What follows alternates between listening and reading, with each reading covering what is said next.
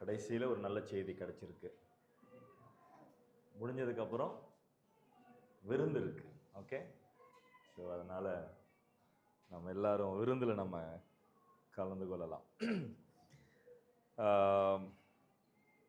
எடினா carries ஒரு நல்ல பேர். அந்த எடினா அப்படின்றதுக்கு நிறைய அர்த்தங்கள் உண்டு. ஸோ அது ரெண்டும் சேர்த்து பொறுத்துற மாதிரி ஒரு நல்ல அர்த்தம் என்ன கொடுக்கலாம் அப்படின்ற யோசனை இருக்கிறப்போ இப்போ தான் உட்காந்து பார்த்துக்கிட்டு இருந்தேன். வெல்தி கிரேஸ், அதாவது ஐஸ்வர்யமான கிருபை அப்படின்னு அதுக்கு ஒரு பேர் இருக்கு. இன்னொன்று வந்து நோபல். அந்த எடினா அப்படின்ற அந்த வார்த்தையினுடைய இன்னொரு அர்த்தம் வந்து நோபல். ஸோ நோபல் அப்படின்னா கனமான கனமான கிருபை. உண்மையிலே அது நம்முடைய வாழ்க்கையில் அந்த குழந்தைக்கு நம்ம அந்த பேர் வச்சிருக்கிறோம். ஆனால் அது உண்மையில நம்ம எல்லாருக்குமே அது என்னவா இருக்கு, பொருந்தக்கூடியதாக இருக்கிறது. ஆண்டவரிடத்திலிருந்து நம்ம பெற்றுக்கொண்ட கிருபை, அது ஐஸ்வர்யமான கிருபையும் அது கனமான கிருபையாக இருக்கிறது.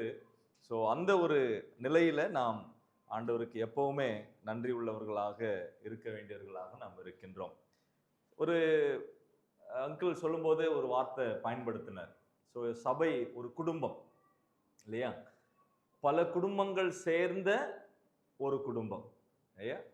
ஸோ இப்போ இந்த என்னது நிறைய பழங்கள் இருக்கு இல்லையா, மாதுளம்பழம் உள்ள நிறைய விதைகள் இருக்கு, ஆனால் அது எல்லாமே ஒரு பழம் தான் சொல்கிறோம்.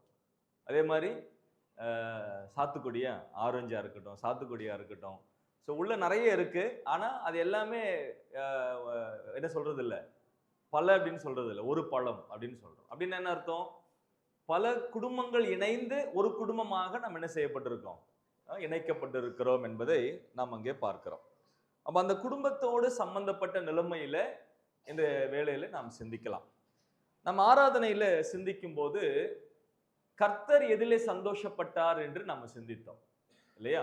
கர்த்தர் எதிலே மகிழ்ந்தார், அதிலே கர்த்தர் எதிலே திருப்தி அடைந்தார் என்று நம்ம பார்த்தோம். இப்போ அவருடைய பிள்ளைகளாக நாம் மாறின பிறகு இப்ப நம்முடைய சந்தோஷம் எதுல இருக்கணும், நம்முடைய திருப்தி எதுல இருக்கணும் அப்படின்றத இந்த வேளையில வேகமாக நாம சிந்தித்து கடந்து செல்லலாம். நம்முடைய தியானத்திற்காக உபாகம புஸ்தகம் 12ஆம் அதிகாரத்துக்கு எடுத்துக்கொள்ளுங்க. உபாகம புஸ்தகம் 12ஆம் அதிகாரம் அதனுடைய 5வது வசனத்திலிருந்து 7வது வசனம் வரைக்குமாக நாம் வாசிக்க கேட்போம். 5லிருந்து 7 வரை.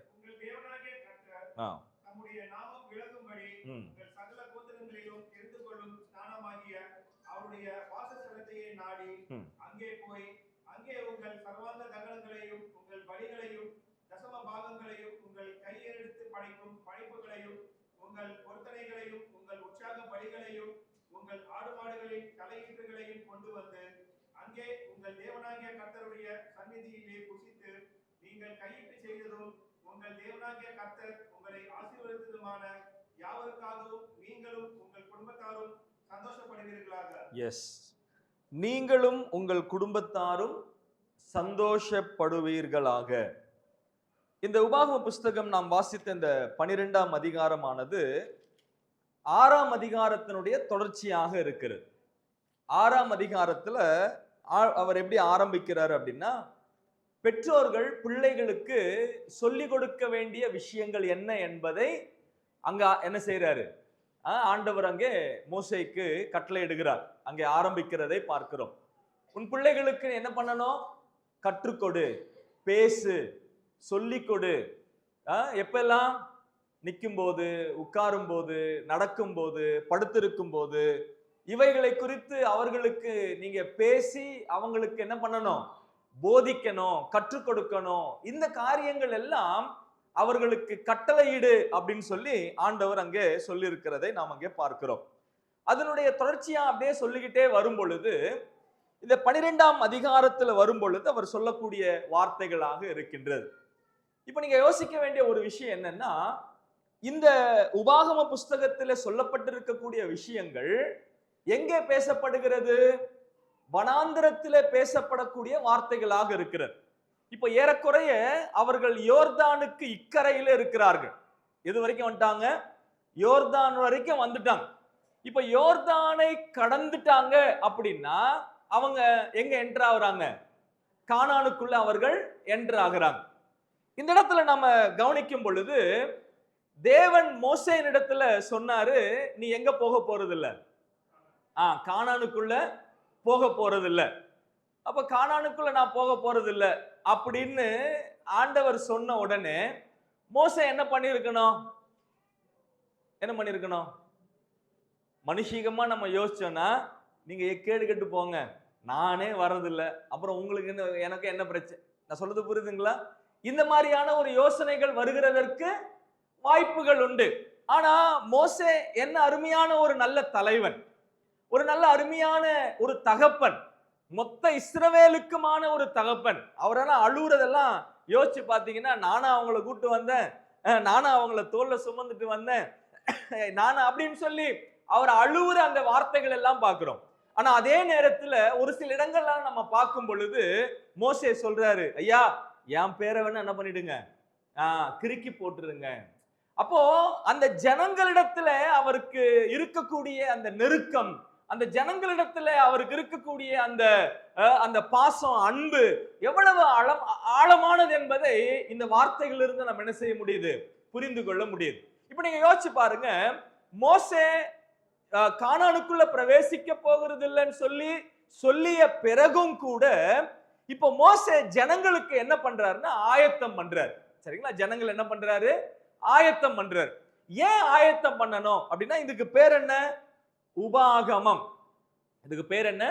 உபாகமம். உபாகமம்னா அடிஷனல் லா. சரிங்களா? உப சட்டம் அப்படின்னா என்ன அர்த்தம்னா, இது புதுசா கொடுக்கப்படுகிறது அல்ல. சீனாய் மலையிலே கொடுக்கப்பட்ட அந்த பிரமாணங்கள் இங்க மறுபடியும் ரிப்பீட் செய்யப்படுகிறது. ஏன் ரிப்பீட் செய்யப்படுது அப்படின்னா, சீனா, அதாவது எகிப்திலிருந்து புறப்பட்ட சந்ததியார் எல்லாருமே மரித்து போயிட்டாங்க. இப்போ ஒரு 3 பேர் மட்டும்தான் உயிரோடு இருக்கிறாங்க. அதுல ஒன்னு மோசே, 2வது யோசுவா, 3வது காலேப். இப்ப இந்த 3 பேர் மட்டும்தான் எகிப்திலிருந்து புறப்பட்டு வந்தவர்களிலே உயிரோடு இருக்கிறோம். இப்ப அங்க நின்று கொண்டு இருக்கிற அல்லது உட்கார்ந்து கொண்டு இருக்கக்கூடிய ஜனங்கள் எல்லாம் யார் அப்படின்னா, இந்த வனாந்தரத்திலே பிறந்தவர்கள், 20 வயதுக்கு உட்பட்டவர்கள். நான் சொல்றது புரியுதுங்களா? இந்த 40 வருஷத்துல எகிப்திலிருந்து இந்த யோர்தான் வரைக்கும் வந்தாங்க இல்லையா, இந்த பிரயாணத்திலே பிறந்தவர்கள் இந்த சந்ததியாரா இருக்கிறாங்க. அப்போ இந்த சந்ததியார்ல இந்த 3 பேர் தவிர யார் யாரு? மோசே, யோசுவா, காலேப். இந்த 3 பேரை தவிர வேற யாருமே எங்க இருந்தது இல்ல? சீனாயில இருந்தது இல்ல. சீனாயினுடைய அனுபவம் என்னன்னு அவங்களுக்கு தெரியாது. அங்க கொடுக்கப்பட்ட கட்டளைகள் என்னன்னு சொல்லி தெரியாது. பிரமாணங்கள் என்னவென்று தெரியாது. இப்போ இந்த சந்ததி தான் எங்க போய் சேரணும்? கானானுக்குள்ள போய் சேரணும். இப்ப யோசிச்சு பாருங்க, சீனாயில கொடுக்கப்பட்ட கற்பனைகள் எல்லாம் எங்க கடைபிடிக்கிறதுக்காய் கொடுக்கப்பட்டது? சொல்லுங்க. கானானிலே கடைபிடிப்பதற்காக கொடுக்கப்பட்டது. அப்ப சீனாயில கொடுக்கும் போது இவங்க யாருமே இல்ல. அப்ப யாருமே இல்ல அப்படின்னா இவங்க கானானுக்குள்ள போய் என்ன பண்ணுவாங்க? ஏது பண்ணுவாங்க? என்ன செய்யணும், என்ன செய்யக்கூடாது, இதெல்லாம் தெரியாம இவங்க உள்ள போயிட்டாங்க அப்படின்னு சொன்னா முற்றிலுமாக இந்த இஸ்ரவேல் அப்படின்ற இந்த தேசமானது சீரழிந்து விடும். நான் சொல்றது புரியுதுங்களா? முற்றிலுமாக என்ன ஆயிடும்? சீரழிந்து விடும். அப்ப தேவன் அதற்கான ஒரு வழியாகத்தான் இப்ப யாரை வச்சிருக்கிறாரு? மோசேயை வைத்திருக்கிறார். யோசிச்சு பாருங்க, நான் இப்படி கற்பனை பண்ணி பார்க்கிறேன். அதாவது யோர்தானை பார்த்த மாதிரி, இப்ப இதுதான் யோர்தான் வச்சுக்கோங்க. இந்த செவுரு தான் என்னது? யோர்தான் வைங்க. இப்ப நீங்க எல்லாம் தான் இஸ்ரவேல் ஜனங்கள். இப்ப நீங்க எல்லாம் எதை பாக்குறீங்க? யோர்தானை பாக்குறீங்க. யோர்தானை தாண்டி என்ன இருக்கு? கானான் இருக்கு. அப்ப நீங்க எல்லாருமே கானானை பார்த்து கொண்டு நின்று கொண்டு இருக்கிறீங்க, இல்ல உட்கார்ந்து கொண்டு இருக்கிறீங்க. நான் மோசே, எங்க போக போறது இல்ல? கானானுக்கு போக போறது இல்ல. ஆனா நீங்க தான் போக போறீங்க, பார்த்துக்கிட்டு இருக்கிறீங்க, நீங்க தான் போக போறீங்க. அப்படின்னா நான் சொல்லுகிற ஒவ்வொரு வார்த்தையும், மோசே ஆகிய நான் சொல்லுகிற ஒவ்வொரு வார்த்தையும் நான் சொல்லும் போதெல்லாம் உங்க பார்வை எங்க போகும்? கானானுக்கு போகும். நான் சொல்றது புரியுதுங்களா? நான் ஒவ்வொரு வார்த்தையை சொல்லும் போது, ஒவ்வொரு கற்பனையை சொல்லும் பொழுது உங்க பார்வை எங்க போகணும்?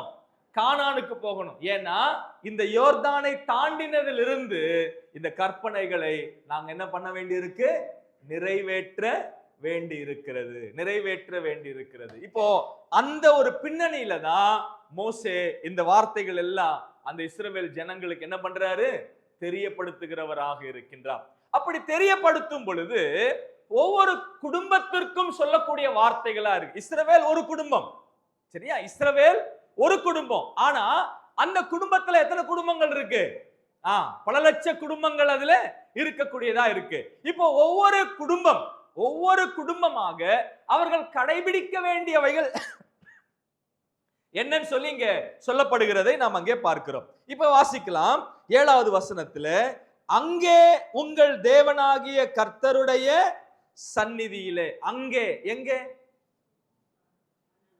கானானிலே. அப்ப நீங்க கானானிலே நீங்க போனீங்க அப்படின்னா அங்க என்ன உண்டு? கர்த்தருடைய சந்நிதி உண்டு, தேவனுடைய சமூகம் அங்கே உண்டு. அப்ப கர்த்தருடைய சந்நிதி, தேவனுடைய சமூகம் அங்கே இருக்கும் போது நீங்கள் செய்ய வேண்டிய ஒரு காரியம் என்ன அப்படின்னா, உங்கள் தேவனாகிய கர்த்தருடைய சந்நிதியிலே புசித்து நீங்கள் கையிட்டு செய்தும் உங்கள் தேவனாகிய கர்த்தர் உங்களை ஆசீர்வதித்ததுமான யாவுக்காகவும் நீங்களும் உங்கள் குடும்பத்தாரும் சந்தோஷப்படுவீர்களாக. You should be happy in the presence of God. இப்ப முதலாவது, தேவனுடைய சமூகத்திலே சந்தோஷப்படணும்னா முதல்ல தேவனுடைய சமூகத்துக்கு வரணும். உங்களுக்கு தெரியும், நீங்க எல்லாம் அனுபவசாலிகள், பல வருஷங்களா நீங்க அவனுடைய வார்த்தைகளை கேட்டுக்கிட்டு இருக்கிறீங்க, உங்களுக்கு தெரியாத ஒன்றும் இல்லை, சரியா? அப்ப தேவனுடைய சமூகத்திலே நாம் சந்தோஷப்பட வேண்டும் என்றால் முதலாவது தேவனுடைய சமூகத்திற்கு வரும். அப்போ என்னுடைய சந்தோஷம் எதுல இருக்கணும்? தேவனுடைய சமூகத்துக்கு வருவதிலே இருக்க வேண்டும். அது முதலாவது. தேவனுடைய சமூகத்திற்கு வருவதிலே நான் என்ன செய்யணும்? சந்தோஷப்பட வேண்டும். யாரு? நீங்களும் உங்கள் குடும்பத்தார், நீங்களும் உங்கள் குடும்பத்தார். அப்ப தேவனுடைய சமூகத்திற்கு யார் யார் வரணும்? யார் யார் வரணும்? நீங்களும் உங்கள் குடும்பத்தாரும் வர வேண்டும். அப்ப குடும்பமாய் தேவனுடைய சமூகத்திற்கு வருவதை நாம் எப்படி எண்ண வேண்டும்? சந்தோஷமாக எண்ண வேண்டும். நாம் தேவனுடைய சமூகத்திலே வருவதை குறித்து நாம் சந்தோஷப்பட வேண்டியவர்களா இருக்கிறோம். பிரியமானவர்களே, யோசிச்சு பாருங்க. தாவீது சொல்லும் பொழுது சங்கீதத்துல சொல்லுவார், நான் ஒன்றை வாஞ்சிக்கிறேன். என்ன அந்த ஒன்று? கர்த்தருடைய வாசல் அண்டையில, இல்லையா? கர்த்தருடைய வாசல் அண்டையில நான் காத்திருப்பதையே நான் என்ன பண்ணுவேன்? விரும்புவேன் அப்படின்னாரு. அது என்ன வாசல் அண்டையில? ஏன் உள்ள போலாம்ல? உள்ள போலாம்ல? ஏன் வாசல் அண்டையில? ஏன்னா உள்ள போகிறதற்கு என்ன இல்ல? அனுமதி கிடையாது. லேவியர்கள் மட்டும்தான் எங்க போகணும்? ஆலயத்துக்கு உள்ளே போக வேண்டும். ஆனா மற்றவங்க எல்லாருமே எது வரைக்கும் தான் போகணும்? அது ராஜாவாகவே இருந்தாலும் சரி, எங்க வரைக்கும் தான் வாய்ப்பு? வாசல் வரைக்கும் தான் வாய்ப்பு. ஆனா அதையும் கூட தாவீது சொல்றாரு, பரவாயில்ல, அந்த வாசல் அண்டையிலையும் நான் என்ன பண்றேன்? நான் உட்கார்ந்து இருக்கிறேன். அந்த வாசல் அண்டையில நான் அது எனக்கு போதும், அது எனக்கு போதும். ஏன்னா அது கர்த்தருடைய சமூகம், அது கர்த்தருடைய பிரசன்னம். அங்கே கர்த்தர் இருக்கிறாரு. அவர் வாசல் அண்டையிலே அமர்வதே எனக்கு போதும். ஆனா நீங்க நானு வாசல்ல இல்லைங்க. நமக்கு எங்க பிரவேசம் கிடைச்சிருக்கு? ஆலயத்துக்குள்ளே பிரவேசம் கிடைத்திருக்கிறது, சமூகத்துக்குள்ளே பிரவேசம் கிடைத்திருக்கிறது, கிருபாசன தண்டையிலே கிட்டி சேருகிற பாக்கியம் உங்களுக்கும் எனக்கும் கிடைத்திருக்கிறது. அப்போ இவ்வளவு பெரிய பாக்கியம் கிடைத்திருக்க நாம் எந்த அளவுக்கு அதை நாம் மதிக்கிறோம், எந்த அளவுக்கு அதை நாம கனம் பண்ணுகின்றோம்.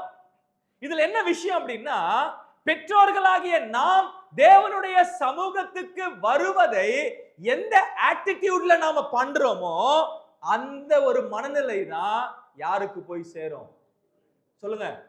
பிள்ளைகளுக்கு போய் சேரும். நீங்க மகிழ்ச்சியா வந்தா பிள்ளைகளும் எப்படி வருவாங்க? மகிழ்ச்சியா வருவாங்க. நீங்க சடசடன்னு விடுவிடுன்னு வெறிச்சலோட கோபத்தோட ஐயோ அப்படின்னு சொல்லி அப்பேற்பட்ட ஒரு மனநிலையில நீங்க கர்த்தருடைய சமூகத்துக்கு வரும் பொழுதெல்லாம் அந்த மனநிலையை காட்டுறீங்க அப்படின்னா உங்க பிள்ளைகள் என்ன யோசிக்கிறாங்க சொல்லுங்க? உங்க பிள்ளைங்க என்ன யோசிக்கிறாங்க? ஓ, கர்த்தருடைய சமூகத்துக்கு போகணும்னா அது கஷ்டம் போல இருக்கு. நான் வாயில சொல்லல, நான் வாயில சொல்லல, ஆனா என்ன எதுல காட்டுறேன்? என்னுடைய செயல்ல காட்டுறேன். கர்த்தருடைய சமூகத்திற்கு செல்வது அது மகிழ்ச்சியான ஒன்று. கர்த்தருடைய சமூகத்திற்கு போவது அது நமக்கு மகிழ்ச்சியை கொடுக்கக்கூடிய ஒன்றாக இருக்கிறது. எப்படி போகணும்? நானும் என் வீட்டார், நானும் என் வீட்டார். அதான் ரொம்ப கிளியரா அங்க சொல்லக்கூடிய ஒன்றா இருக்கிறது. யோசிச்சு பாருங்க, கர்த்தருடைய சமூகத்துல என்ன பண்ணணும்? 7வது வசனம் திருப்பி வாசிங்க. 7வது வசனம்.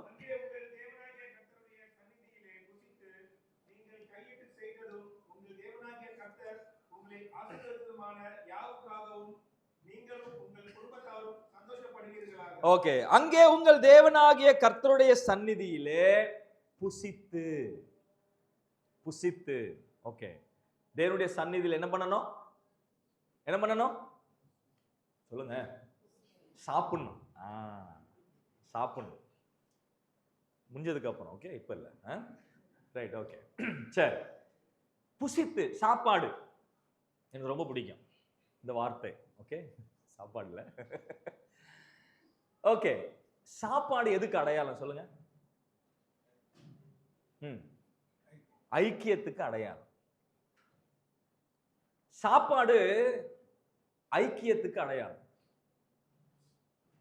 நீங்க எங்க வேணாலும் யோசிச்சு பாருங்களேன். ஒரு பிரச்சனை தீரும் போது அங்க ஒரு உணவு இருக்கும். சொல்றது புரியுதுங்களா? ஒரு மகிழ்ச்சியினுடைய முடிவு ஒரு உணவு இருக்கும். நான் சொல்றது புரியுதுங்களா? எந்த ஒரு காரியமா இருந்தாலும் சரி, அதனுடைய முடிவு என்ன இருக்கும்? உணவு இருக்கும்.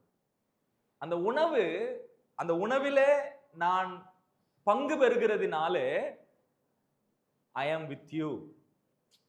நான் இப்போ கல்யாணத்துல சாப்பாடு கொடுக்குறாங்கல்ல, நிறைய பேர் கல்யாணமே பார்த்திருக்க மாட்டாங்க. ஆனா நேரம் எங்க போயிடுவோம்? நான் நிறைய முறை பண்ணியிருக்கேன். நேரம் எங்க போயிடுவோம்? பந்திக்கு போயிடும். ஏன்? என்ன காரணம்? என்னுடைய பங்களிப்பு நான் கொடுக்கிறேன். அதுல சாப்பாடு தீர்ந்துரும், அது இன்னொரு விஷயம். லேட் ஆயிடுச்சுன்னா. But okay, right. அப்போ உணவு எதை காண்பிக்கிறது? நம்முடைய ஐக்கியத்தை காண்பிக்கிறது. நல்லா யோசிச்சு பாருங்க. அப்ப தேவனுடைய சந்நிதியிலே 2 விதமான ஐக்கியம். ஒன்று கர்த்தரோடுள்ள ஐக்கியம், 2வது கர்த்தருடைய பிள்ளைகளோடுள்ள ஐக்கியம். எங்க சாப்பிடணும்? கர்த்தருடைய சந்நிதியிலே. கர்த்தருடைய சந்நிதியிலே நாம் புசிக்க வேண்டும். அப்படின்னா I am sharing my fellowship இல்லையா? ஆண்டவரோடு என்னுடைய ஐக்கியம். 2வது ஆண்டவருடைய பிள்ளைகளோடு ஐக்கியம். அப்ப தேவனோடும் தேவ பிள்ளைகளோடும் இந்த ஐக்கியத்தினுடைய வெளிப்பாடுதான் புசிக்கிறது. புசிக்கிறது. அப்ப அப்ப தேவனுடைய சமூகத்துல ஏன் சந்தோஷப்படணும்? அங்க என்ன இருக்கு? அங்க என்ன இருக்கு? ஹலோ, ஐக்கியம். சாப்பாடு இருக்குன்னு சொல்லாதீங்க. என்ன இருக்கு? ஐக்கியம் இருக்கிறது, ஃபெலோஷிப். அப்ப நம்ம எதுல சந்தோஷப்படணும்? எதுல சந்தோஷப்படணும்? சரி, தேவனோடு நான் ஐக்கியப்படுகிறேன் என்பதனுடைய அவுட்கம்னா தேவ பிள்ளைகளோடு ஐக்கியம். நான் தேவ பிள்ளைகளோடு ஐக்கியப்படுகிறது இல்லை அப்படின்னா அது எதனுடைய வெளிப்பாடு? சொல்லுங்க, கரெக்டா தான் இருக்கிறீங்க. நான் தேவனோடு ஐக்கியப்படுகிறது இல்லை என்ற அர்த்தம். நான் தேவனோடு ஐக்கியப்படுவேன் என்றால் நிச்சயமாக அது எங்க வெளியே வரும்? எங்க வரும்? தேவனுடைய பிள்ளைகளோடு அந்த ஐக்கியமானது காணப்படும். ஆனா நான் தேவனோடு ஐக்கியப்படுகிறது இல்லை அப்படின்னா அதுவும் காணப்படும். எங்க காணப்படும்? தேவ பிள்ளைகளுக்கு நாம விலகி விலகி இருப்போம், தூர தூரமா இருப்போம். கை கொடுக்கிறது இல்ல, ஸ்தோத்திரம் பண்றது இல்ல, பேசுறது இல்ல, கூப்பிட்டா விலகி விலகி போறோம். இதெல்லாம் என்ன என்ன என்ன அர்த்தம்? என்ன அர்த்தம்? உங்களுக்கு தெரியும்.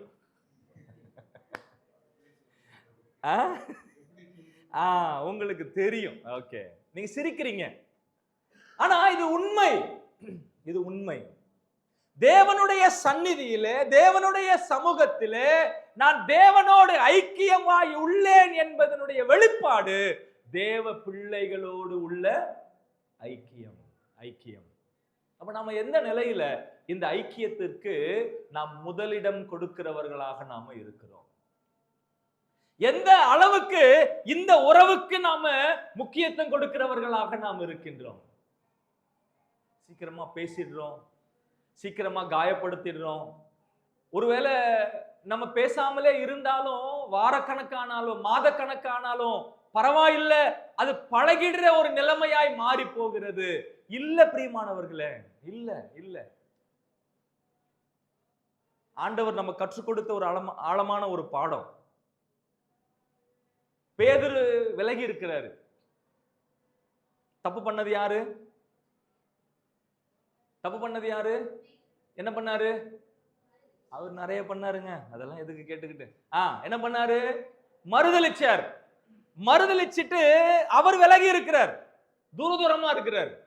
யார் போகணும்? உண்மையிலே சரியாகணும்னா யார் வரணும்? பேதுரு தான் வரணும். இது சட்டம். இது என்னது? சட்டம். ஆனா வசனத்துல எதுக்கு இடம் இல்ல? சட்டத்துக்கு இடம் இல்ல. அது பழைய ஏற்பாடு. புதிய ஏற்பாட்டுல அன்புக்கு தான் இடம், உறவுக்கு தான் இடம். We should give priority for the love and for the relationship.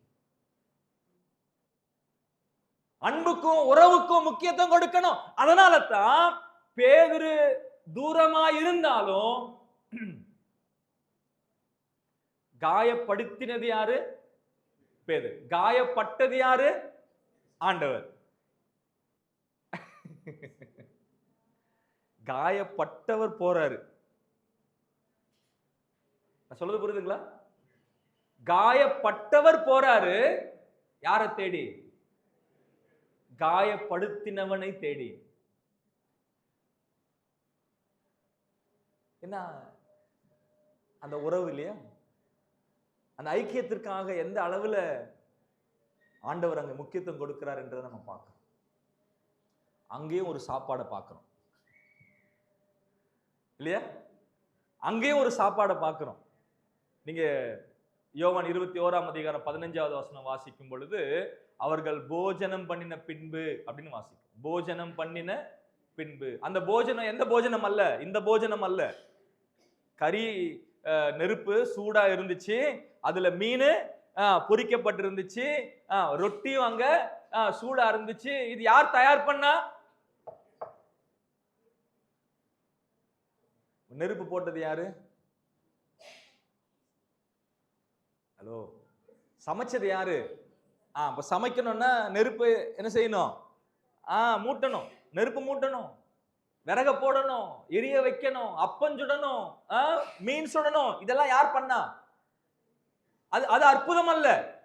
எது? அந்த அப்பமும் மீனும் அங்க வந்தது அது என்ன கிடையாது, அது அற்புதம் கிடையாது. அது ஆண்டவர் செய்தது. பிரயாசப்பட்டாரு, ஆண்டவர் பிரயாசப்படுறாரு. எதுக்காக? ஐக்கியத்துக்காக, உறவுக்காக, அன்புக்காக. பிரியமானவர்களே, இதெல்லாம் கிறிஸ்டியன் வேல்யூஸ். உங்க பிள்ளைகளுக்கு சொல்லிக் கொடுங்க. கிறிஸ்தவ மதிப்புகள் உங்க பிள்ளைகளுக்கு சொல்லிக் கொடுங்க. அன்பு முக்கியம், மன்னிக்கிறது முக்கியம், ஏற்றுக்கொள்ளுகிறது முக்கியம். நீ காயப்பட்டாலும் பரவாயில்லை, உறவுகளை விட்டுறாத, ஒண்ணு சேர்த்துக்கோ. சேர்க்கிறதுக்கு என்னெல்லாம் பண்ண முடியுமோ எல்லாம் பண்ணு. ஆண்டவர் அதற்கு மாதிரியா இருக்கிறாரு. அவர் பிரயாசப்படுறாரு, அவர் சமைக்கிறாரு, அவர் ரெடி பண்றாரு. அவர் எல்லாத்தையும் ரெடி பண்ணிட்டு சொல்றாரு, வாங்க வாங்க சாப்பிடலாம், வாங்க சாப்பிடலாம், வாங்க சாப்பிடலாம் அப்படின்னு கூப்பிட்ட உடனே அங்க எழுதல, உடனே பேதுரு வந்திருப்பாரு? தயங்கி இருப்பார்ல, தயங்கி இருப்பார்ல. ஆனா ஆண்டவர் என்ன சொல்லியிருப்பாரு? பரவாயில்ல, வா வா சாப்பிடலாம், பரவாயில்ல வா சாப்பிடலாம். ஆண்டவரே, நான் உன்னை மறுதலித்தவன், பரவாயில்ல வா சாப்பிடலாம். ஆண்டவரே, நான் உன்னை சபித்தேன், ஆண்டவரே, பரவாயில்ல வா சாப்பிடலாம். ஆண்டவரே, நான் உன்னை சத்தியம் பண்ண, ஆண்டவரே நீ யாருன்னே தெரியாதுன்னு சொல்லி, பரவாயில்ல வா சாப்பிடலாம், வா சாப்பிடலாம் வா. தேவ பிள்ளைகளோடு ஐக்கியப்படுகிறதற்கு நாம எந்த அளவுக்கும் இறங்கி போகலாம், தப்பு இல்லை, தப்பு இல்லை. அது யாருடைய குணாதிசயம்? ஆண்டவராகிய இயேசு கிறிஸ்துவனுடைய குணாதிசயம். அந்த உறவை காத்துக் கொள்ளுகிறதற்காக நாம் எந்த அளவுக்கு இறங்கி போகலாம். அது ஆண்டவர் நமக்கு கற்றுக் கொடுத்திருக்கக்கூடிய மிகப்பெரிய பாடம். ஏன் ஆண்டவர் பரலோகத்தை விட்டு இறங்கி வந்தாரு? அந்த உறவுக்காகத்தான். ஏன் அவ்வளவா சிலுவையில பாடுபட்டாரு? இந்த உறவுக்காகத்தான். ஏன் ஆண்டவர் இவ்வளவாய் அவமானப்பட்டாரு? இந்த உறவுக்காகத்தான்.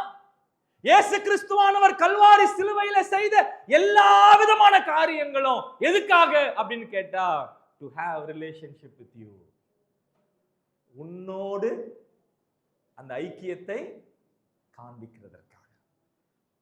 பவுல் அழகா ஒரு வார்த்தை சொல்லுவார் பாருங்க.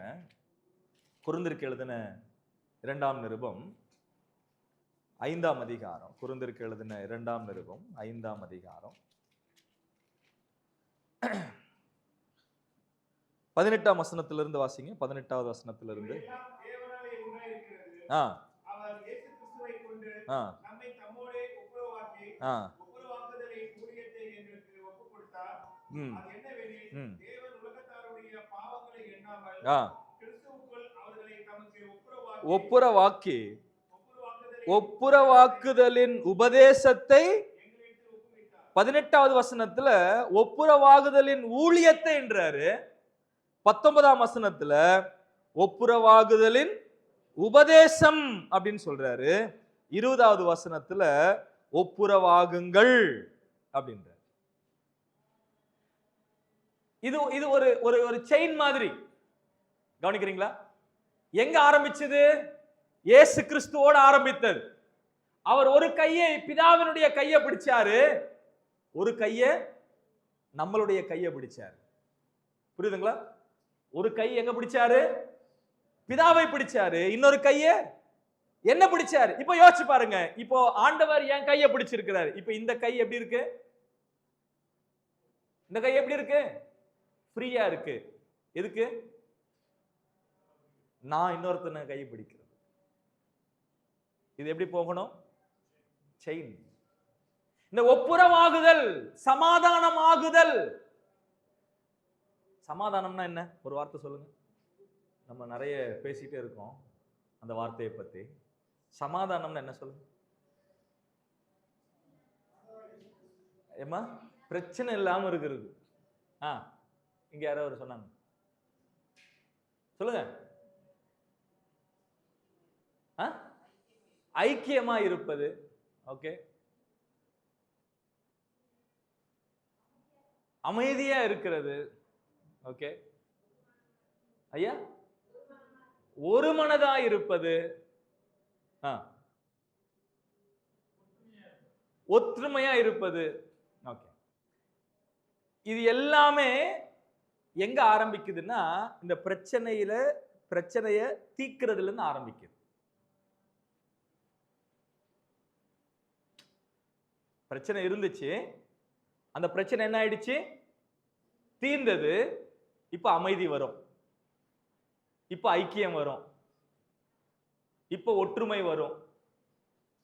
இந்த அமைதி, ஐக்கியம், ஒற்றுமை இதெல்லாம் எப்ப இல்லாம போகும்? சொல்லுங்க. பிரச்சனை இருக்கும்போது. இப்ப என்ன விஷயம்னா கவனிங்க. ஒண்ணு, எனக்கு நானே பிரச்சனை. அதனாலதான் சில பேருக்கு தூக்கமே வராது, புரண்டு புரண்டு படுப்பாங்க.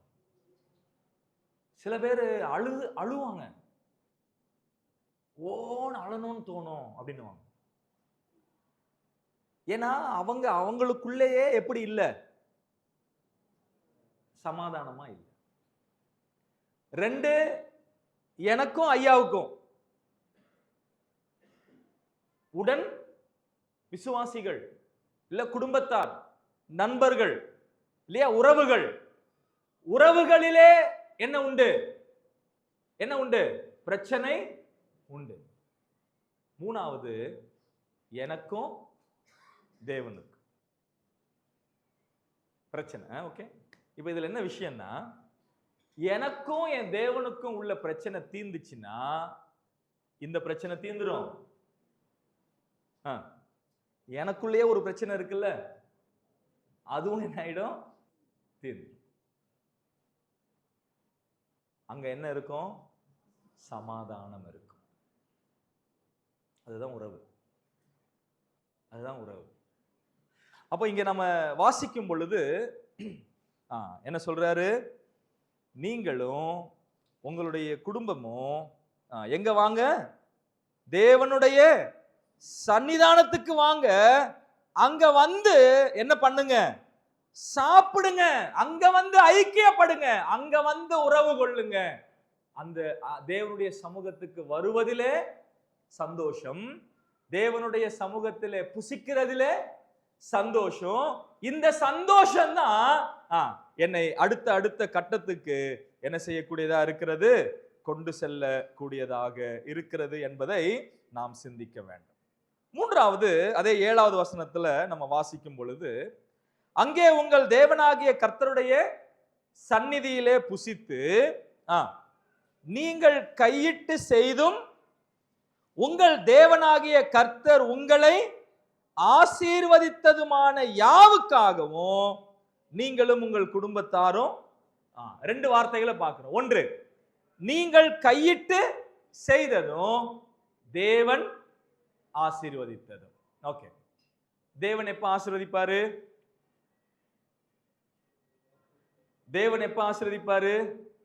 தேவன் ஆசீர்வதிக்கிறதுக்கு முன்னாடி நான் ஒரு வேலை செய்யணும். என்ன செய்யணும்? நான் கையிட்டு செய்யணும். என்னுடைய பிரயாசம் இல்லாமல் கர்த்தர் என்ன செய்வதில்லை? அவர் ஆசீர்வதிக்கிறது இல்லை. கவனிக்கிறீங்களா? என்ன படிக்கிற? 6th. ஓகே, நீ ஃபர்ஸ்ட் ரேங்க் வாங்கணும், என்ன பண்ணணும்? படி. ஜெபம் பண்ண ஆண்டவர் பாஸ் பண்ணி விட்டுருவாரா? படிச்சுட்டு அவன் தெளிவா இருக்கான், ரொம்ப கிளியரா. ஜெபம் பண்ண ஆண்டவர் ஆசீர்வதிப்பாரா இல்ல பாஸ் பண்ணி விட்டுருவாரா? ஆமா, பாஸ் பண்ணி விட்டுருவாரு. ஆனா அதுக்கு முன்னாடி என்ன பண்ணிருக்கணும்? படிச்சிருக்கு. வியாபாரம் பண்ணா விருத்தி அடைஞ்சிருமா? வியாபாரம் பண்ணா விருத்தி அடையும். வியாபாரம் பண்ணாம உட்கார்ந்துகிட்டு விருத்தி அடையும் அப்படின்னு எதிர்பார்த்து கொண்டிருந்தா அது என்ன ஆகாது, நடக்காது. சரி, இதுல இன்னொரு விஷயம் நான் உங்களுக்கு சொல்லலாம்னு நினைக்கிறேன். நான் செய்யக்கூடிய வேலை, நான் செய்யக்கூடிய வியாபாரம், ஏன் என்னுடைய படிப்பா இருக்கட்டும், என்னுடைய காரியங்கள் எதுவாக இருக்கட்டும், கர்த்தரை விலக்கி வச்சு நான் செய்யக்கூடாது. நான் சொல்றது புரியுதுங்களா? கர்த்தரை விலக்கி வச்சு செய்யக்கூடாது. ஏன் அப்படின்னா, எப்ப நாம கர்த்தரை விலக்கி வச்சு நம்ம வேலைகளுக்கு முதலிடம் கொடுப்போம் சொல்லுங்க? எப்போ?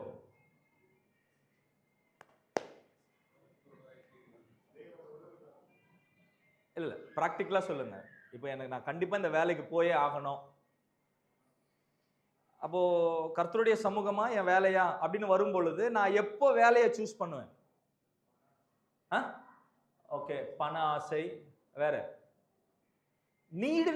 ஒரு நீடான ஒரு விஷயம் சொல்லுங்க. எப்ப நான் கண்டிப்பா இதுக்கு போயே ஆகணும் அப்படின்னு எப்ப நீங்க ஆவிக்குரியவங்க, நான் சொல்றேன், நீங்க எல்லாம் யாரு? ஆவிக்குரியவங்களா யோசிங்க. எப்போ இது இல்ல வேலை அப்படின்னு எப்போ டிசைட் வரும்? தேவை ஒண்ணு, அப்புறம்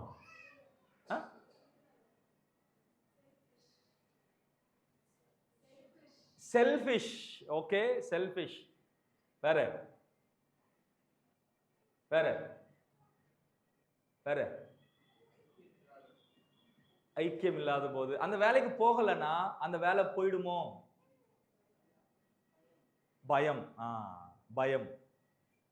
ஓகே, ஒன்னு பயம், ரெண்டு போலனா எனக்கு என்ன வராது? வருமானம் வராது, சாப்பாடு. ஓகே, இதெல்லாம் ஆண்டவருக்கு தெரியுமா தெரியாதா? ஆண்டவருக்கு தெரியுமா தெரியாதா? நீங்க எல்லாம் பதில் சொல்றத பார்த்தா தெரியாத மாதிரியே இருக்கு. வாங்க, என்னாகும் புஸ்தகத்துக்கு வாங்க.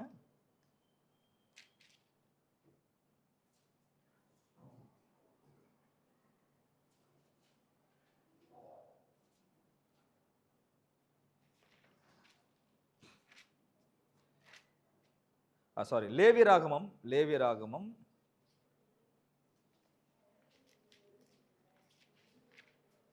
லேவியராகமம் 25ஆம் அதிகாரம். லேவியராகமம் 25ஆம் அதிகாரம். அங்கே 7வது வருஷம், அந்த 7வது வருஷம் ஓய்வு வருஷம். 7வது வருஷம் என்ன? ஓய்வு வருஷம். அப்படின்னா ஒரு வருஷம் பூரா என்ன பண்ணக்கூடாது? என்ன செய்யக்கூடாது? வேலை செய்ய, விதைக்க கூடாது, தானா முளைச்சதையும் அறுக்க கூடாது, எதுவுமே பண்ணக்கூடாது. சரியா? ஒரு வருஷம் எதுவுமே பண்ணக்கூடாது அப்படின்னா இப்ப சொல்லுங்க, என்ன கேள்வி எழும்பும்? நீங்களாம் ஆவிக்குரியவங்க, சொல்லுங்க. என்ன கேள்வி வரும்? என்ன அப்ப என்ன சாப்பிடுறது? நீங்க கேட்கறதுக்கு முன்னாடியே ஆண்டவர் கேட்கிறாரு பாருங்க. 20வது வசனம் வாசிங்க. 25:20. எதை புசிப்போம்? விதைக்காமலும் விளைந்ததை சேர்க்காமலும் இருக்க வேண்டுமே என்று. அப்படின்னா நீங்க சொல்லுவீங்கன்னு யாருக்கு தெரியும்? நீங்க அவ்வளவு நல்லவங்கன்னு யாருக்கு தெரியும்? யாருக்கு தெரியும்? ஆண்டவருக்கு தெரியும். சரி, அப்ப நீங்க சொல்வீர்கள். ஆனால் 21ஆம் வசனம் வாசிங்க. 6ஆம் வருஷத்தில்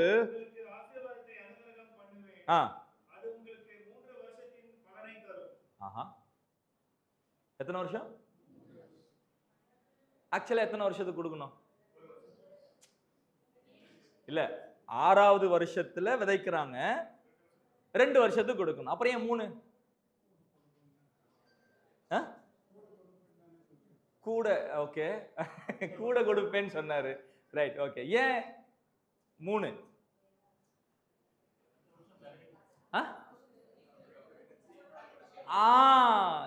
இப்போ 6வது வருஷம் விளைக்கிறாங்க, அறுக்குறாங்க. 7வது வருஷம் என்ன பண்ணக்கூடாது?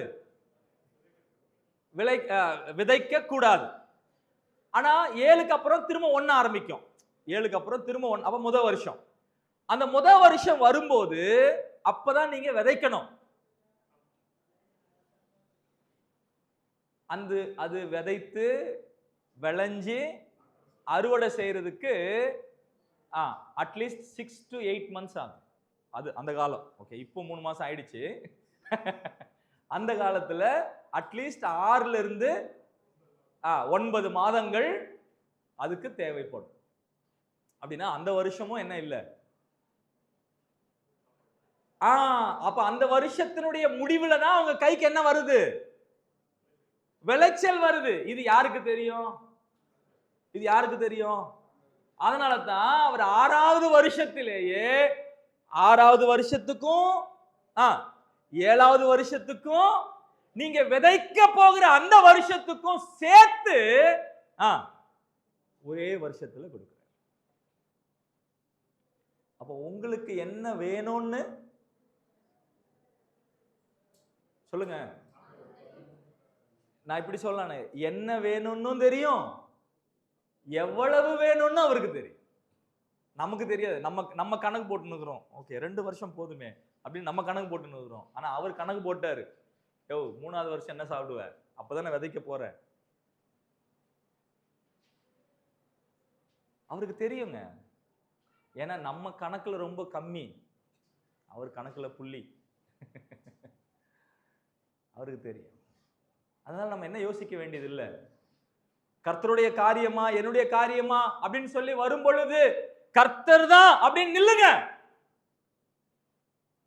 அதுல கிடைக்கிற சந்தோஷம் இருக்கு பாருங்க. அதுல கிடைக்கிற சந்தோஷம், அதுல கிடைக்கிற மகிழ்ச்சி, அதை விவரிக்கவே முடியாது.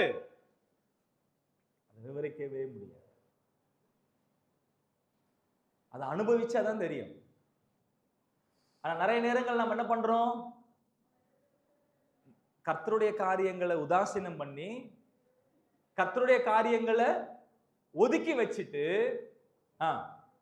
வெறுமனே நம்மளுடைய காரியங்களுக்கு ஓடிக்கிட்டு இருக்கு. ஏன் நம்முடைய பிள்ளைகளுக்கும் அதான் சொல்லி கொடுத்துக்கிட்டு இருக்கு. பிள்ளைகளுக்கு எத்தனை பேருக்கு சரி என்ன ஆயிடுச்சுன்னா, நாமளும் அதாவது உலகம் ஒரு போட்டியில போய்கிட்டு இருக்கு. நமக்கு தெரியாமலேயே நாமளே நம்முடைய பிள்ளைகளோட சேர்ந்து அதுல பார்ட்டிசிபேட் பண்ணிட்டோம். அந்த போட்டியில நம்ம பிள்ளைங்க நல்லா படிக்கிற பிள்ளைங்க, தேவையே இல்லை, போய் டியூஷனை சேர்த்து விட்டுருவோம். ஏன்? பக்கத்து வீட்டில் சேர்த்திருப்பாங்க.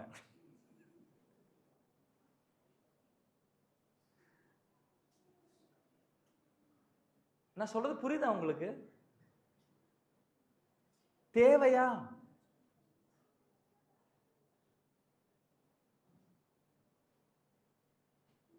அலசி பார்த்தீங்களா? உங்க பிள்ளைங்க இந்த மாதிரி டியூஷனுக்கு போனா அவன் என்னென்ன இழக்கிறான்?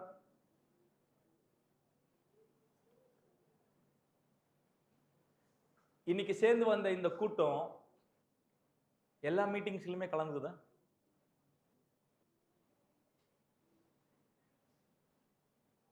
பைபிள் ஸ்டடிக்கு, பிரேயர் மீட்டிங்க்கு,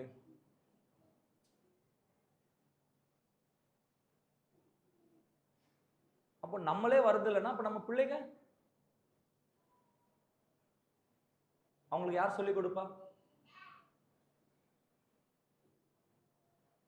அப்ப அவங்களுக்கு பிரியமானவர்களே கவனிங்க, அவங்க உலகத்துல எவ்வளவு கத்துக்கிறாங்க தெரியுமா? எனக்கு 41 வயசு ஆகுது.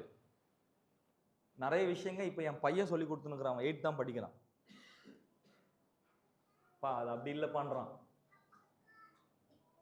41 வயசு ஆகி எனக்கு தெரியாத விஷயங்கள் என் பையனுக்கு எந்த வயசுல தெரிஞ்சிச்சு? 13 வயசுல தெரிஞ்சிச்சு அவனுக்கு. அவ்வளோ விஷயங்கள் பிள்ளைங்க உலகத்துல சொல்லுங்க கற்றுக்கொள்றாங்க. ஆனா கற்றுக் கொடுக்க வேண்டிய வேத வசனங்களை நாம சொல்லி கொடுக்க தவறிட்டோம் அப்படின்னா என்ன ஆகும்?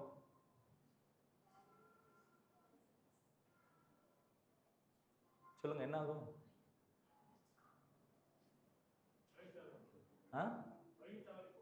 ஒரு வசனம் வாசி நம்ம முடிச்சிடலாம், என்னுடைய நேரம் முடியுது.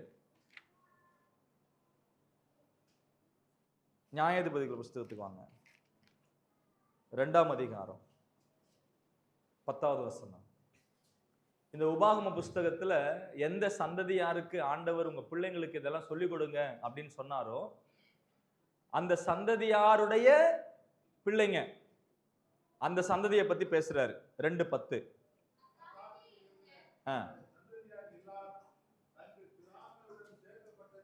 அப்படின்னா செத்து போயிட்டாங்க. யார் அந்த அக்காலத்தில் இருந்த அந்த சந்ததி யாருன்னா உபாகமத்துல பேசிட்டு இருக்கிறாருல, அவங்க எல்லாருமே என்ன ஆயிட்டாங்க? அவங்க எல்லாரும் என்ன ஆயிட்டாங்க?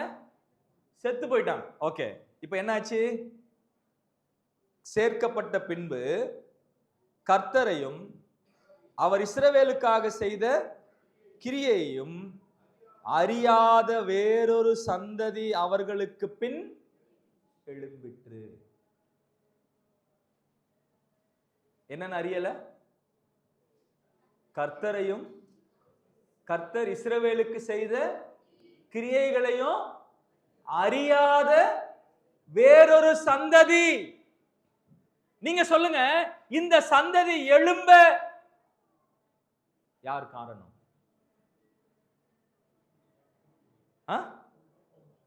பெற்றோர்கள். பெற்றோர்கள். பிரியமானவர்களே, அந்த நிலையில தான் நீங்களும் நானும் இப்ப இருந்துகிட்டு இருக்கோம். உலகம் நம்முடைய பிள்ளைகளுக்கு நிறைய சொல்லி கொடுத்துக்கிட்டு இருக்கு. ஏன் தெரியுமா? உலகம் இப்ப கையில இருக்கு. பிள்ளைங்க போன் இல்லைன்னா இப்ப இருக்கிறது இல்ல. சாப்பிட வைக்கணும்னாலும் போனு, உட்கார வைக்கணும்னாலும் போனு.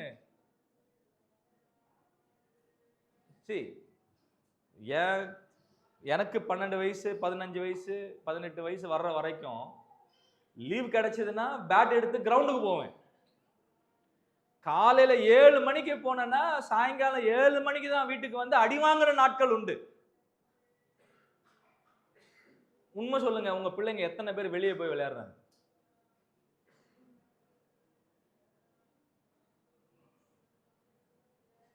கிரிக்கெட் விளையாடினா கூட போன்ல தான் விளையாடுறாங்க.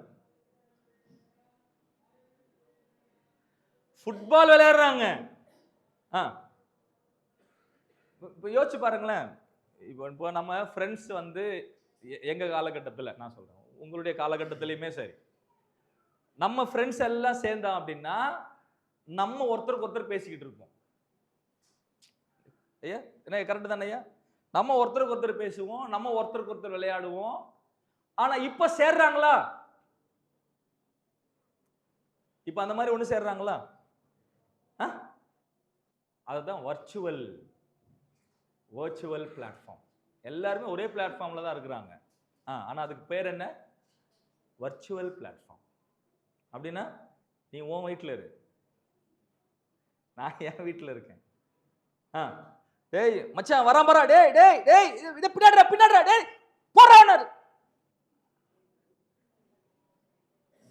இங்க இருந்து கத்தின ஹால்ல இருந்து ஓடி வராங்க. டேய் என்னடா ஆச்சு? ஃப்ரெண்டு கிட்ட பேசின்னு இருக்கிறேன். எங்க இருக்கிறான் அவன்?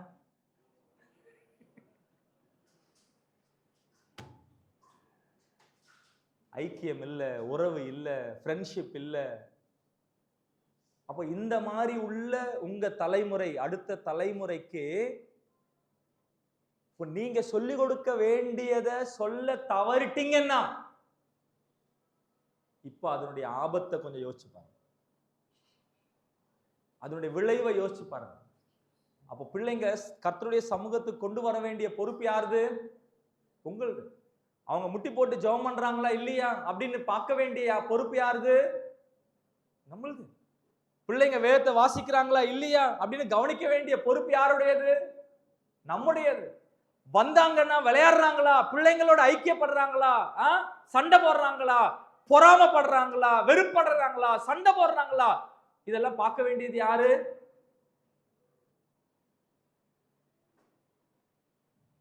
கொஞ்சம் யோசிச்சு பாருங்களேன்.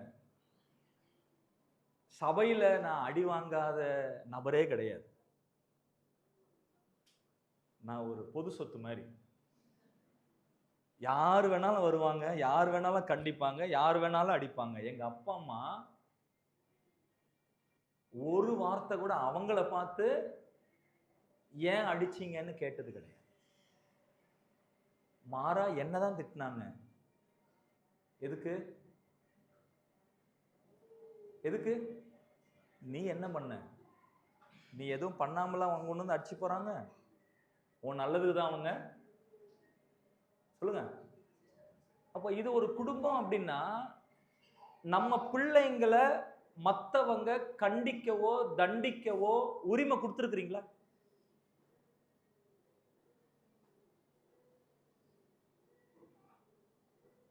கொடுக்கணும்னு தெரியும். நான் கேட்கறது கொடுத்திருக்கிறோமா? முகம் மாறும், கோபம் வரும். பிள்ளைங்களுடைய சண்டை எங்க வந்துருது? மேல வந்துருது.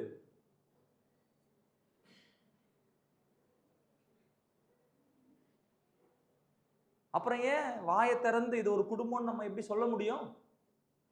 இது ஏன் குடும்பம்? நானும் என் மனைவியும், இல்ல நானும் என் கணவனும் என்னுடைய பிள்ளைகளும், அவ்வளவுதான். இது என் குடும்பம். அப்ப சபை என் குடும்பம் எப்படி சொல்றீங்க?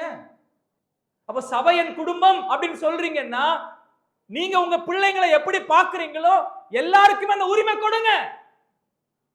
உங்க பிள்ளைங்க ரொம்ப நல்லா இருப்பாங்க.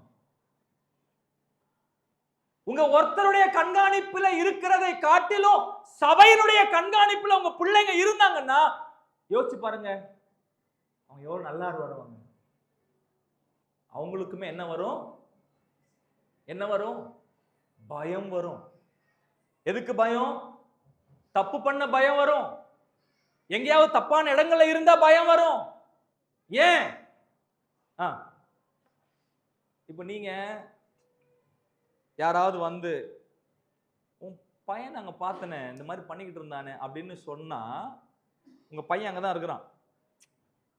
என் பையனை பத்தியெல்லாம் நீங்க சும்மா சொல்லாதீங்க, என் பையன் எப்படிப்பட்டவன்னு எனக்கு தெரியும் அப்படின்னு நீங்க அங்க சொன்னீங்கன்னா, அடுத்த முறை அவன் அந்த பிரதரை பார்த்தா கூட அவனுக்கு என்ன இருக்காது. ஏன்? உங்களுக்கு தெரியும்ல, உங்க பையன் எப்படிப்பட்டவன்னு உங்களுக்கு தெரியும், உங்க பொண்ணு எப்படிப்பட்டவங்கன்னு உங்களுக்கு தெரியும். அங்க என்ன இல்லாம போயிடுச்சு சொல்லுங்க? பயம். பயம். அப்ப யார் அந்த உரிமையை கொடுக்கணும்? யார் அந்த உரிமையை கொடுக்கணும்? அதே அந்த பிள்ளைய அங்க இருந்தியா இருந்தியா அப்படின்னா அவர் பொய் சொல்றாருன்னு அர்த்தம். ஏன் இருந்த அப்படின்னா நீ அவருடைய வார்த்தை என்ன பண்றீங்க? சொல்றது புரியுதுங்களா? அவர் வந்து அம்மா உன் பையன் அங்க இருந்தான், இல்ல உன் பொண்ணு அங்க இருந்தா அப்படின்னு சொன்னா நீ இருந்தியா அப்படின்னு கேட்டா என்ன அர்த்தம்? இன்னமும் இவர் சொல்றதை நீங்க என்ன பண்ணல, நம்மள என்கொயரி பண்ணிக்கிட்டு இருக்கிறீங்கன்னு அர்த்தம். நீ ஏன் இருந்த அங்க அப்படின்னு கேட்டு பாருங்க. அப்ப அவர் சொன்னதையும் நீங்க என்ன பண்றீங்க? அக்செப்ட் பண்றீங்க. அவருக்கும் நீங்க மதிப்பு கொடுக்குறீங்க. எஸ், இப்ப அடுத்த முறை அதே விஷயத்தை அங்க செய்ய வரும் பொழுது அந்த குழந்தைக்கு என்ன இருக்கும்? பயம் இருக்கும். அதான் family. This is the family, family of God. தேவனுடைய குடும்பம். இந்த தேவ குடும்பத்துல பிள்ளைங்க வளர வளர வளர இவங்கெல்லாம் எதிர்காலத்துல ஊழியரா வரணும், மூப்பரா வரணும், பாடகரா வரணும், போதகரா வரணும், மிஷனரிஸா போகணும், எல்லாம் வரணுங்க. வரணும்னா ஒருத்தர் கண்காணிப்பு பத்தாது, சபையுடைய கண்காணிப்பு வேணும். அந்த உரிமையை நாம நம்முடைய சக விசுவாசிகளுக்கு, சக குடும்பங்களுக்கு நாம் என்ன பண்ணணும்? கொடுக்கணும். அதிலே நாம சந்தோஷப்பட வேண்டும். நான் உண்மையா சொல்லட்டுங்களா? அன்னைக்கு என்னை யாரெல்லாம் அடிச்சாங்களோ இன்னைக்கு அவங்க சந்தோஷமா சொல்றாங்க. நான் செய்தி கொடுக்கும்போது அந்தந்த சபைகளில் நின்று அவங்க செய்தி கொடுக்கும்போது, ஏன்னா அன்னைக்கு அங்கே ஒரே சபையில் இருந்தோம், இன்னைக்கு நிறைய இடங்களுக்கு போயிட்டாங்க, பல இடங்கள்ல இருக்கிறாங்க. இப்போ அந்த இடங்களுக்கு போகிறோம், அங்கே நின்று நான் செய்தி கொடுத்துட்டு வரேன். அவர் போறாரு, போயிட்டு சொல்றாரு, இவனை நான் சின்ன வயசுல அடிச்சு வளர்த்தேன். அதுல உங்களுக்கு என்ன இருக்கு சொல்லுங்க? சந்தோஷம் இருக்கு. ஏய், இவன் இந்த நிலைமையில இருக்கிறான்னா அதுக்கு நானும் ஒரு காரணம். I have a part in that. இப்ப அதெல்லாம் குறைஞ்சிக்கிட்டே வருது. நம்முடைய பிள்ளைங்க நம்மளே அடிக்கிறது இல்ல, அப்புறம் எங்க நம்ம மத்தவங்களை அடிக்க விடுறது?